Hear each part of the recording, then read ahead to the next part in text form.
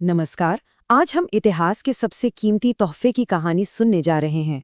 ये एक ऐसी कहानी है जो ईश्वर की रहमत से शुरू होती है और हमें दिखाती है कि उनकी मोहब्बत कितनी गहरी है।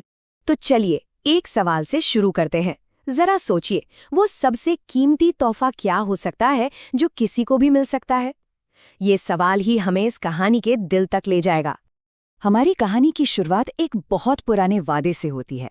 एक ऐसा वादा जो दिखाता है कि ईश्वर ने अपनी बेशुमार मोहब्बत में कभी भी इंसान को अकेला नहीं छोड़ा। उन्होंने एक बहुत ही खास तोहफे का प्लान बनाया था। और देखिए, ये कोई अचानक लिया गया फैसला नहीं था। ये एक गहरा वादा था जो शुरू से ही ईश्वर के प्लान का हिस्सा था। एक ऐसा वादा जो बनाने वाले और बनाई गई दुनिया के बीच के रिश्ते को हमेशा हमेशा के लिए बदलने वाला था। सदियों के इंतजार के बाद वो वादा पूरा होने का वक्त आ गया। अब हम कहानी के उस हिस्से में चलते हैं जहां कुछ ऐसा हुआ जिसने सबको हैरान कर दिया। ईसा के चमत्कारी जन्म की घटनाएं। कल्पना कीजिए, मरियम नाम की एक नेक लड़की जिसके पास अचानक स्वर्ग से एक पैगाम आता है।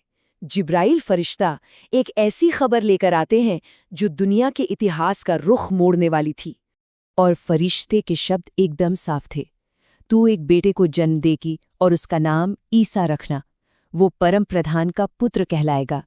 ये सिर्फ एक बच्चे के जन्म की खबर नहीं थी, ये तो स्वर्ग से एक सीधा संदेश था।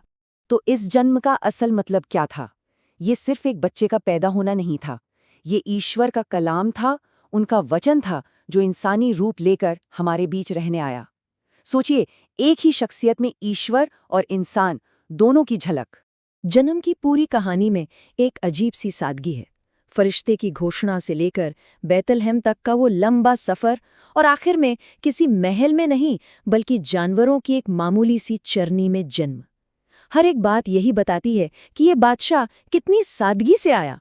उनका आना मानो घने अंधेरे में उम्मीद की पहली किरण जैसा था।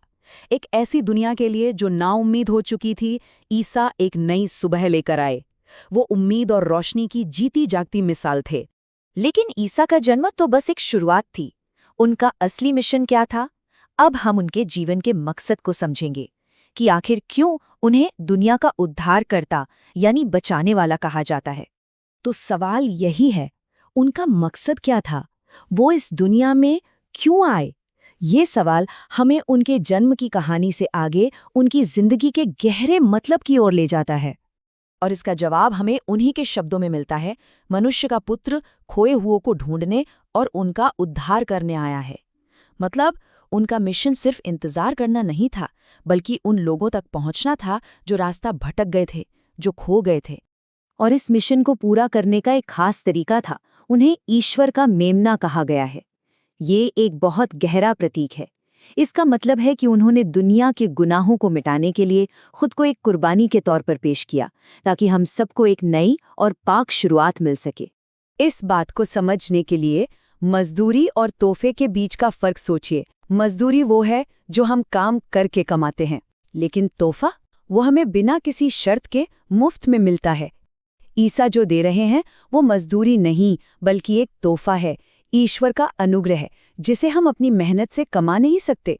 इसका सीधा सा मतलब है कि इस माफ़ी को हमें हासिल नहीं करना है, बल्कि खुले दिल से बस कबूल करना है। इसकी खूबसूरती इसी बात में है कि ये बिना किसी शर्त के है। ये सबके लिए है, चाहे किसी का अतीत कैसा भी क्यों ना रहा हो। तो इस पूरी कहानी का आज हमारे लिए क्या मतलब है? ये सिर्फ एक ऐतिहासिक घटना नहीं है, बल्कि ये सुकून और शांति का एक खुला निमंत्रण है। ये बनाने वाले के साथ एक गहरा और सीधा रिश्ता बनाने का मौका है। इस तोहफे के जरिए बनाने वाले के साथ एक सीधा और कभी न खत्म होने वाला रिश्ता मुमकिन है। और ये एक ऐसा रिश्ता है जो जिंदगी को पूरी तरह से बदल सकता है और हर हाल में सच्ची उम्मीद दे सकता है।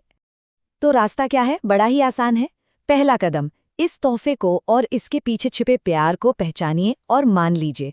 और दूसरा कदम, उस सुकून को महसूस कीजिए और उसे अपना लीजिए जो इसके साथ आता है। और ये कोई मामूली सुकून नहीं है, ये एक ऐसी गहरी और हमेशा रहने वाली शांति है जो दुनिया की समझ और हालात से कहीं बढ़कर है।